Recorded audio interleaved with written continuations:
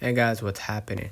How to earn USDT in Binance. So first of all, what you need to do, you need to go ahead and click the assets at the bottom right. You're gonna find it.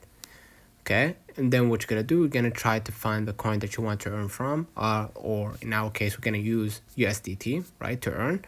So I'm gonna try to pin down USDT, right? Click the last option right here at the bottom, and then you're going to be able to see increase your income, earn USDT. Go ahead and click earn USDT, and you're going to be able to earn from USDC, ETH, Bitcoin, Solana, whatever. So I'm going to move on to click the gold or yellow highlighting button, go to earn, and then now you're going to be able to stake your USDT on these cryptos, right, in order to earn from, let's say, BTC, right?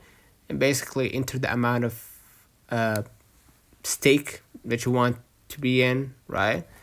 Let's say 0.0015, right?